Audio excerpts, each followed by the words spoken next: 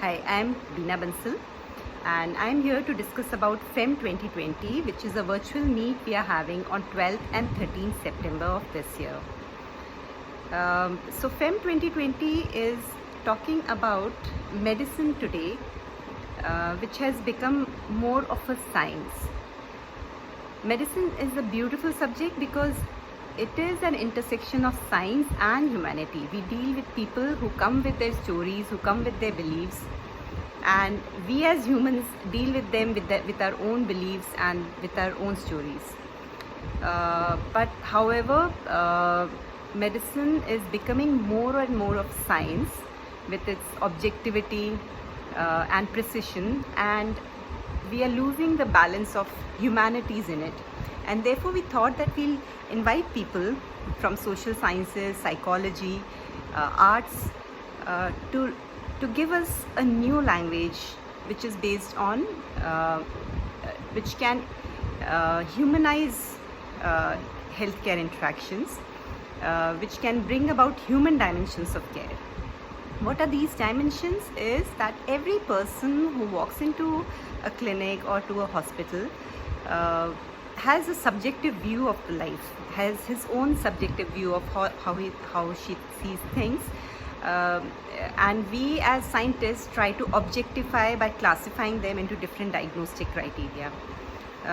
So when we talk about empathy and compassion, it's not just listening to them, it's also incorporating their stories while we are managing their illnesses or their issues.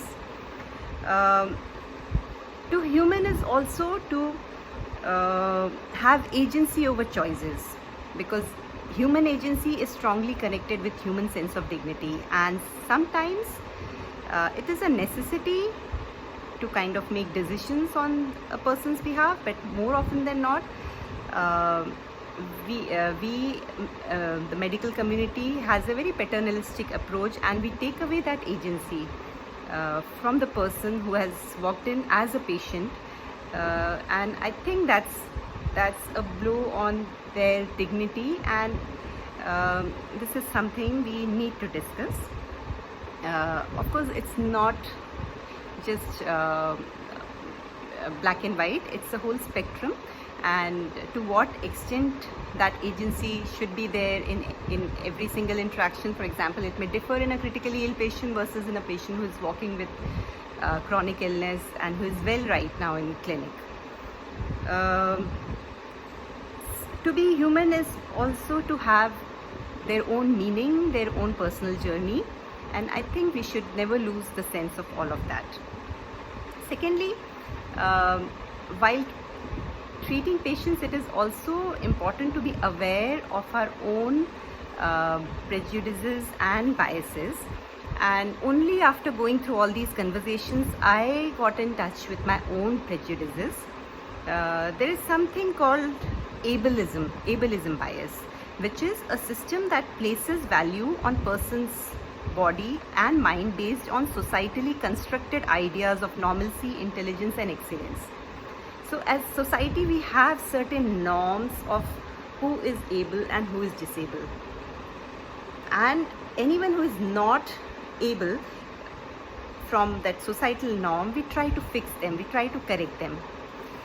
Whereas sociology says that disability is not in that individual, it is in how the surroundings or how the society gives opportunity for that individual to grow to its own full potential. So disability is a societal problem and not an individual problem, considering that we do not give equal opportunities to people who have some impairment, some handicap, do not give them level playing field. I think that is the definition of disability, and it's not an individual problem, and we don't need to correct that individual, but we need to remove the structural barriers in the system. A similar bias happens when we talk about gender norms. We have certain fixed ideas of how a man or how a woman should be, and that in turn leads to, especially in a patriarchal system, a hierarchy of who is having more power in that system. This patriarchy has probably also interfered with lot of knowledge which is created.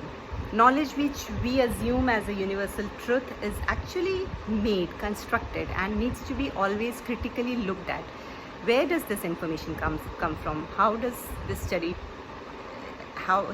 been designed, for example? So this idea that knowledge is a construct, knowledge is also made, and it's not always absolute truth, and it can be made again, it can be changed with time, and therefore a fixed idea of knowledge is something we should get away with, and that is important for medicine especially to do, because things are changing so fast.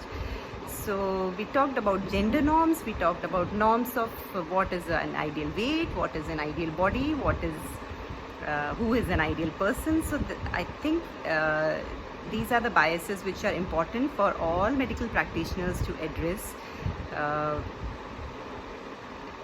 because these are very deeply entrenched in our society, and sometimes we take them as granted and take it forward in our practices. So there is this and a lot more which I have learned over these marathon of conversations.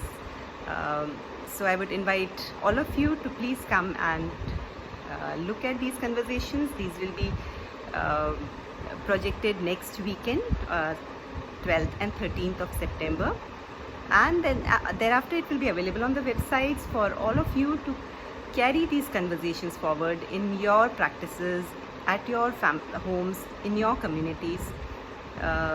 Share your comments with us, share your stories with us, so that these beautiful conversations do not just end here, but create enough ripples to produce the change which is a necessity.